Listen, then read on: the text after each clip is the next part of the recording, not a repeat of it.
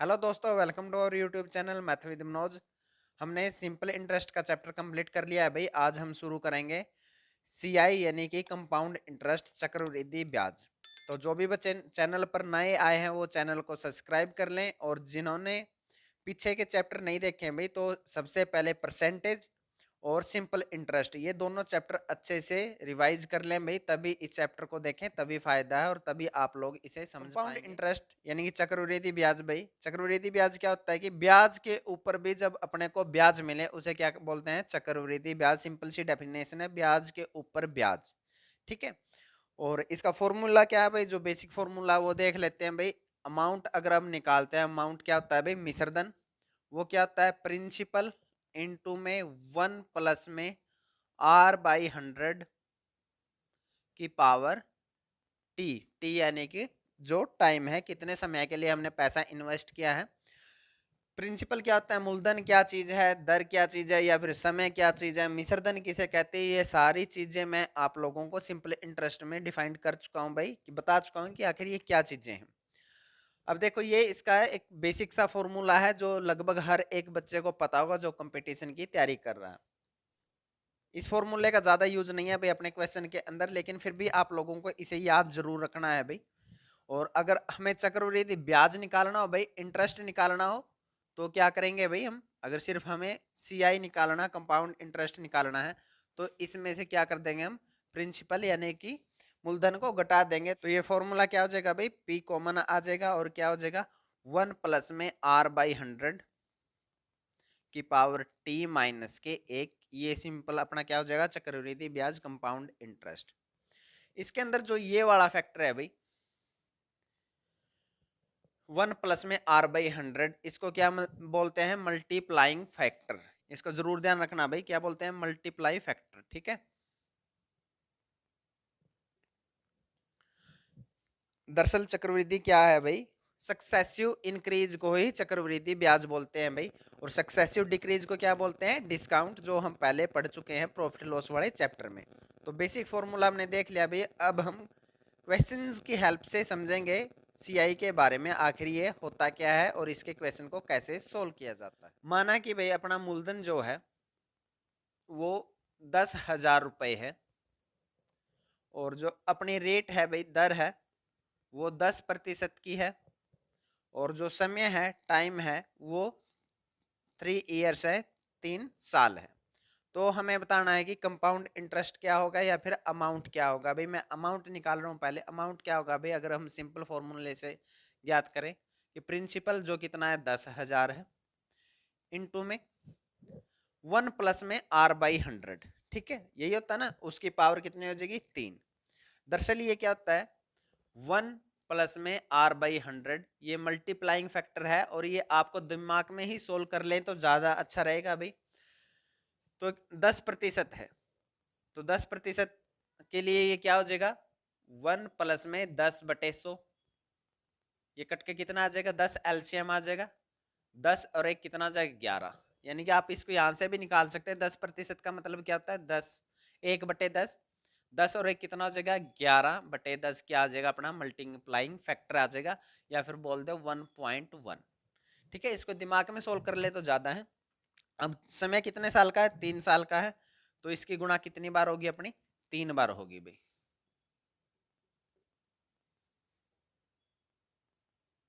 ठीक है। अब 3 जीरो से 3 जीरो कैंसिल कर दी। 11 का क्यूब कितना होता है भाई, 13, 31 होता है, और एक जीरो है पीछे, तो एक जीरो। ये क्या आ जाएगा अपना, ये अपना आ जाएगा मिश्रधन। अगर हमें निकालना है कि सीआई क्या है, चक्रवृद्धि ब्याज क्या है, तो इसमें से हम मूलधन घटा देंगे भाई। तो चक्रवृद्धि ब्याज कितना आ जाएगा भाई अपना, 3310। 3,310 रुपए क्या आ जाएगा, चक्रवृद्धि ब्याज आ जाएगा। ये जरूर ध्यान रखें भाई, मल्टीप्लाइंग फैक्टर है। और इसको सोल्व कैसे करते हैं, हम डायरेक्ट भी निकाल सकते हैं। 10% की वैल्यू कितनी होती है, 1/10।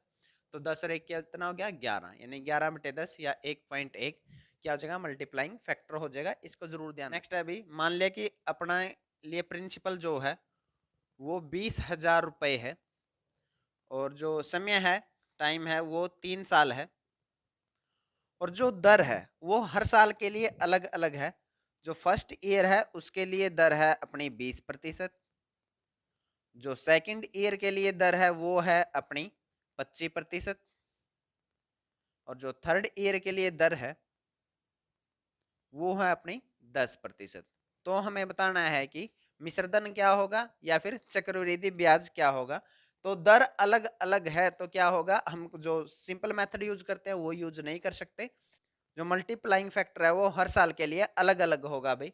तो कैसे सोल्व करेंगे भाई, हमें क्या निकालना है मिश्रधन। तो प्रिंसिपल कितना अपना 20,000, ठीक है। पहली साल के लिए दर कितनी हो जाएगी भाई, यानी कि मल्टीप्लाइंग फैक्टर कितना हो जाएगा, 20% कितना होता है 1/5। तो 5 और 1 कितना हो जाएगा 6/5, पहली साल का मल्टीप्लाइंग फैक्टर हो जाएगा। दूसरी साल के लिए कितना हो जाएगा भाई, 25% होता है 1/4, तो ये कितना हो जाएगा 5/4। और तीसरी साल के लिए मल्टीप्लाइंग फैक्टर कितना हो जाएगा, 10% होता है 1/10, तो 10 और 1 11/10, ठीक है। देखो 5 से 5 कट गया, 0 से 0 कट गई, 4 पे काटोगे 4 पंजे 20 और 2 0 की 2 0, 11 छिके 66। तो अपना जो मिश्रधन है वो कितना आ जाएगा 500 गुणा में 66। सोल्व करोगे तो 2 0 की 2 0, 5 छिके 30, 5 छिके 30 और 3 33। तो अपना जो मिश्रधन है वो कितना आ जाएगा 33,000। अगर पूछा है चक्रवृद्धि ब्याज कितना आएगा तो इसमें से हम 20,000 माइनस कर देंगे भाई। तो ब्याज कितना आ जाएगा अपना, चक्रवृद्धि ब्याज कितना आ जाएगा 13,000। कितने साल के लिए, 3 साल के लिए। यानी कि अगर दर हर साल के लिए अलग अलग है तो मल्टीप्लाइंग फैक्टर अपना क्या हो जाएगा, अलग हो जाएगा हर साल के लिए, और वो हम इस प्रकार से निकाल। नेक्स्ट क्वेश्चन है, इस वीडियो में हम सिर्फ सीआई का बेसिक कंसेप्ट समझेंगे भाई, कि कैसे कैसे क्वेश्चन आते हैं और कौन कौन से मेथड है जो सीआई के लिए हम यूज कर सकते हैं, जो बेस्ट मेथड है। जैसे ये क्वेश्चन है, इसको सोल्व करेंगे भी हम। मैं इसके लिए आपको 2 अलग अलग मेथड बताऊंगा भी, मेथड आपको सभी आने चाहिए। वो क्वेश्चन बताएगा कि उस क्वेश्चन को किस मेथड से सोल्व करना है, वो क्वेश्चन के हिसाब से देखेंगे आगे। पहले आप सभी मेथड को समझ लेंगे आखिर सोल्व कैसे किया जाता है। अब देखो पहला तो है ट्री मेथड, जो हर बच्चों ने कर रखा होगा भी, अगर जो भी तैयारी कर रहा है, जो नहीं तैयारी कर रहा है वो भी दोनों मेथड को ध्यान से देख लें भाई। कि दर कितनी है 20% है, तो 20% का मतलब होता है 1/5। तो इसमें क्या करते हैं हम कि पहली साल के लिए 3 साल का समय है, फर्स्ट सेकंड और थर्ड 3 साल हो गए, ठीक है।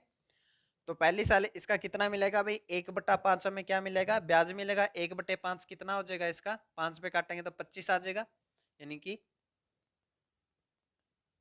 25,000 रुपये हमें क्या मिलेंगे, फर्स्ट ईयर ब्याज मिलेगा। सेकेंड ईयर क्या होगा, ये क्या है अपना, ये होता है SI यानी कि सिंपल इंटरेस्ट। इस क्वेश्चन में हमें बताना क्या है, एक तो चक्रवृद्धि ब्याज बताना है, दूसरा क्या बताना है, चक्रवृद्धि ब्याज और साधारण ब्याज का अंतर बताना है। तो इसमें जो बेसिक मेथड है अपना, जो इसमें हम सीधा अमाउंट निकालते हैं, वो यूज करने की कोई जरूरत नहीं है अभी। आप सिंपल ट्री मेथड यूज करें, या फिर मैं आपको गोल्डन रेशियो का मेथड बताऊंगा, वो भी आप यूज कर सकते हैं, जो आपको ठीक लगे। तो साधारण ब्याज तो हर साल बराबर ही रहेगा, अगली साल भी हमें कितना मिलेगा 25,000, और उससे अगली साल भी कितना मिलेगा 25,000, ठीक है। लेकिन चक्रवृद्धि ब्याज में क्या होता है, ब्याज के ऊपर ब्याज मिलता है, तो अगली साल फिर हमें ब्याज मिलेगा भी। तो इसका कितना मिलेगा, जो भी दर कितनी है 1/5 है, तो इसका 1/5 हमें मिलेगा। और 25,000 का 1/5 निकाल लेंगे तो कितना आ जाएगा अपना 5,000, ठीक है। अगली साल क्या होगा, इस पर भी ब्याज मिलेगा, और जो ये वाला अपना इंटरेस्ट आया था ब्याज के ऊपर, ब्याज का नाम ही चक्रवृद्धि ब्याज है, तो इन दोनों पर मिलकर क्या मिलेगा, हमें ब्याज मिलेगा आगे। तो 25 और 25 कितना हो गया 50,000। 50,000 का कितना मिलेगा भी हमें 1/5, काटोगे तो कितना आ जाएगा 10,000। तो यहाँ पे कितना आ जाएगा 10,000। एक्चुअली होता क्या है, अगर आपकी हर साल के लिए दर सेम है, जैसे हर साल के लिए उन्होंने एक ही दर दे रखी है 20%, तो जो ब्याज यहाँ पे आया है, जो भी ब्याज यहाँ पे आया है उसका 2 गुना यहाँ पे आएगा। यहाँ 5,000 था, तो बिना देखे बिना सोल्व किए आप यहाँ पे क्या लिख सकते हैं 10,000, क्योंकि दर क्या है सेम है। लेकिन अगर हर साल के लिए दर अलग अलग है तो ये अलग आएगा, ठीक है। और आगे क्या करेंगे भाई, अब देखो इन दोनों का ब्याज तो हम निकाल चुके, अब ये भी ब्याज है, इस ब्याज का भी ब्याज हमें दोबारा से मिलेगा, और इसका ब्याज मिलेगा 1/5 करेंगे तो कितना मिलेगा 1,000 रुपये यहाँ पर मिलेगा। तो अगर चक्रवृद्धि ब्याज पूछा है तो सभी को जोड़ देंगे तो क्या आ जाएगा अपना, चक्रवृद्धि ब्याज हो जाएगा 75,000, तो ये हो गए, ठीक है। 15,000 ये हो गए 75 और 15 कितना हो गया 90, 90 और एक ये कितना हो गया 91, यानी कि टोटल चक्रवृद्धि ब्याज अपना कितना आ गया 3 साल का 91,000 रुपए। अब हो सकता है कि आपसे वो चक्रवृद्धि ब्याज ना पूछ के क्या पूछे भाई चक्रवृद्धि ब्याज और साधारण ब्याज का अंतर। तो आपको क्या करना है फर्स्ट वाली रो को छोड़ देना है। ये तो क्या है साधारण ब्याज है और ये पूरा क्या है चक्रवृद्धि ब्याज है। तो अगर आप लोगों को कभी चक्रवृद्धि ब्याज और साधारण ब्याज का अंतर निकालना हो तो आप क्या करेंगे पहली वाली रो को छोड़ देंगे, यानी इस वाले को छोड़ दो, ये बाकी जो बच गया इसी सिर्फ अंतर है कितना हो गया 10 और 5 15 और 1 16। तो चक्रवृद्धि ब्याज और साधारण ब्याज का बीच का अंतर कितना है 16,000 रुपए। ठीक है, ये तो है ट्री मेथड। अब समझते हैं हम इसका दूसरा मेथड जिसे क्या बोलते हैं golden ratio. Golden ratio method समझने से पहले आप लोग ये जरूर ध्यान रख लेना भाई हमेशा के लिए कि अगर 10% दर है 10% दर है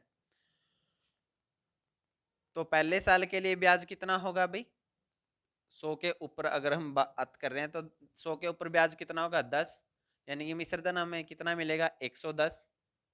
ठीक है, अगली साल के लिए फिर क्या मिलेगा इसका 10% है तो मल्टीप्लाइंग फैक्टर कितना हो जाएगा 10 और 1 11/10, तो इसका कितना मिलेगा हमें 11/10 मिलेगा। तो यानी कि वो कितना हो जाएगा सेकेंड ईयर के लिए 121। अगर तीसरी साल के लिए हम बात करें ये कितने फर्स्ट ईयर के लिए है, ये सेकेंड ईयर के लिए है, ये थर्ड ईयर के लिए है। थर्ड ईयर के लिए कितना मिलेगा भाई तो 121 का 11/10 निकाल लेंगे हम कितना आ जाएगा भाई 331.1।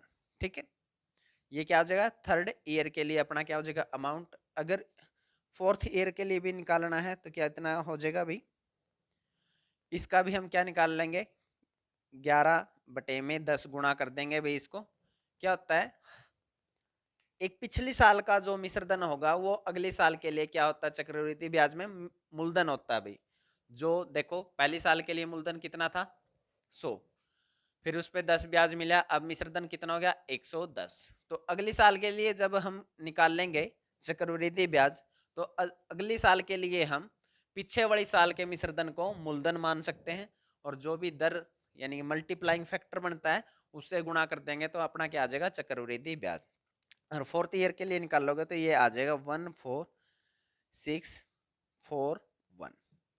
ठीक, तो पहली बात तो आप लोगों को ये सभी ध्यान रखने हैं भाई, क्योंकि 10% से बहुत बार डायरेक्ट क्वेश्चन पूछा जाता है कि कोई मूलधन दे दिया जाएगा आप लोगों को, मान लिया कि आप लोगों को 50,000 रुपए मूलधन दे दिया गया और बोल देंगे कि 3 वर्ष बाद यह मूलधन कितना हो जाएगा। तो 3 वर्ष बाद भाई अगर आप लोगों को ये डायरेक्ट ध्यान है तो वो कितना हो जाएगा खुद का 133.1% हो जाएगा। तो आप डायरेक्ट इसका क्या निकाल सकते हैं 133.1% है तो बटे क्या आ जाएगा 100। ठीक है, और पॉइंट का ना का ये कितना आ जाएगा 1000 हो जाएगा और काट के आप यहाँ से कैलकुलेट कर सकते हैं डायरेक्ट। तो पहली बात तो 10% के लिए तो आप लोगों को ये याद ही रखना है कि फर्स्ट ईयर के लिए कितना हो जाएगा 110% हो जाएगा, सेकंड ईयर के लिए कितना हो जाएगा 121% हो जाएगा, थर्ड ईयर के लिए कितना हो जाएगा 133.1% हो जाएगा और फोर्थ ईयर के लिए कितना हो जाएगा 146.41। मैं आप लोगों को गोल्डन रेशियो बता रहा हूँ भाई, वो बहुत ज्यादा इंपॉर्टेंट है, इसको याद रखना हमेशा भाई। उससे क्या होगा कि आप लोगों को बार बार ट्री नहीं बनाना पड़ेगा, अब डायरेक्ट सोल्व कर पाएंगे भाई। तो यदि आप लोगों को 2 वर्ष के लिए चक्रवृद्धि ब्याज ज्ञात करना है सीआई निकालना है तो उसके लिए गोल्डन रेशियो क्या होगा 2:1। अगर 3 वर्ष के लिए निकालना है तो उसके लिए गोल्डन रेशियो क्या होगा 3:3:1। अगर 4 साल के लिए आप लोगों को निकालना है तो उसके लिए गोल्डन रेशियो क्या होगा आप लोगों का 4:6:4:1। ठीक है, अब इसका यूज कैसे करना वो मैं आप लोगों को बताऊंगा भाई। देखो ये 10% वाले अगर आप लोगों ने याद कर लिया तो ये क्या है इसके लास्ट के 2 अंक है और कुछ नहीं। 21 का लास्ट के 2 अंक लिए यानी 2:1 2 वर्ष का चक्रवृद्धि ब्याज का क्या है गोल्डन रेशियो है। 3 वर्ष के लिए तो 3 वर्ष वाला जो था कितना 133.1 था, इसके लास्ट के 3 अंक लिए मैंने 3:3:1। अगर 4 साल के लिए तो मैंने 4 साल वाले मिश्रधन के लास्ट के 4 अंक लिए 4:6:4:1। तो आप ये याद कर लो या ये याद कर लो, आपको दूसरे वाला अपने आप से याद हो जाएगा। अब इस गोल्डन रेशियो का यूज कैसे करना है वो मैं आप लोगों को बता देता हूँ। तो गोल्डन रेशियो मेथड यूज करते हैं भाई, इस क्वेश्चन का हम सोल्व करते हैं। उसमें क्या होता है, हमें कितने साल के लिए निकालना है, 3 वर्ष के लिए। 3 वर्ष के लिए जो गोल्डन रेशियो है वो क्या है, 3:3:1 है। तो 1,25,000 का 1/5 निकाल लेंगे तो वो कितना आ जाएगा अपना, 25,000। ठीक है, अब इसका 1/5 निकाल लेंगे तो आगे कितना आ जाएगा अभी, 25,000 गुणा में 1/5 कर देंगे तो कितना आ जाएगा अपना, 5,000।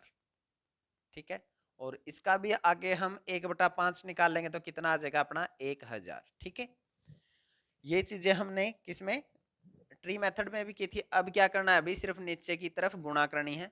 25,75,000 हो गया अभी, प्लस में 5,15,000 हो गया, प्लस में 1,000 गुणा में 1 तो ये कितना हो गया, 1,000। ये टोटल अपना क्या आ गया, चक्रवृद्धि ब्याज आ गया। अभी इसको टोटल कर लो, अपना क्या आ जाएगा, चक्रवृद्धि ब्याज कितना आ जाएगा, 75 और 15 कितना, 90 और 1 91, यानी 91,000 अपना क्या आ गया, चक्रवृद्धि ब्याज। कोई ट्री बनाने की जरूरत नहीं है, ट्री हमने बनाया था कितना ज्यादा टाइम लगा था। अगर इसी में हमें क्या निकालना है, चक्रवृद्धि ब्याज और साधारण ब्याज का अंतर निकालना है, तो वही बात करनी है कि पहली वाली लाइन को छोड़ दो तो वो क्या बच गया, चक्रवृद्धि ब्याज और साधारण ब्याज का अंतर बच गया। कितना हो गया, 5×3=15 और जार एकम जार, यानी कि SI और CI का जो अंतर है वो कितना है, 15 और 1 16,000 रुपए है। तो इतने आसानी से आप लोग क्या कर पाएंगे भाई, सोल्व कर पाएंगे, अगर आप लोगों को गोल्डन रेशियो याद है। क्वेश्चन है भाई आप लोगों का, 4,000 रुपए अपना मूलधन है, दर है 5% और समय है 2 साल। तो चक्रवृद्धि ब्याज और साधारण ब्याज के बीच का अंतर आप लोगों को ज्ञात करना है। तो आप लोग कोई भी मेथड यूज कर सकते हैं क्योंकि सिंपल सी दर है। आप चाहे तो ट्री मेथड यूज कर लें, चाहे तो रेशियो मेथड यूज कर लें, आप लोगों की मर्जी। लेकिन गोल्डन रेशियो मेथड से आप इसको बहुत जल्दी कर पाएंगे भाई। तो देखें 2 साल के लिए गोल्डन रेशियो कितना होता है, 2:1। ठीक है, तो 5% का मतलब होता है 1/20। तो 4,000 का 1/20 निकालोगे तो आप लोग ये आ जाएगा आप लोगों का 200, और 200 का 1/20 निकालोगे तो कितना आ जाएगा, 10। और यदि आप लोगों से चक्रवृद्धि ब्याज पूछा है तो आपको क्या करना, नीचे की तरफ गुणा, ये कितना हो गया 400 प्लस में 10, तो आप लोगों का जो है CI कितना आ जाएगा, 410 आ जाएगा। और यदि आप लोगों को CI और SI के बीच का अंतर पूछा है तो पहली वाली लाइन छोड़ दो तो कितना बच गया अपना, 10। तो ये कितना आ जाएगा अपना, 10 आ जाएगा। चाहे तो आप इसको ट्री मेथड से भी कर सकते हैं, वो भी आप लोगों को सीखना है, वो भी यूज में आएगा। तो आज के लिए इतना ही। आज हमने कंपाउंड इंटरेस्ट के बेसिक कंसेप्ट के बारे में जाना। नेक्स्ट वीडियो में हम प्रीवियस ईयर क्वेश्चन के साथ साथ हाई लेवल क्वेश्चन भी प्रैक्टिस करेंगे। और जो नए बच्चे चैनल पर आए हैं और मैथ की प्रिपरेशन करना चाहते हैं तो चैनल को सब्सक्राइब जरूर कर ले। आज के लिए इतना ही, जय हिंद।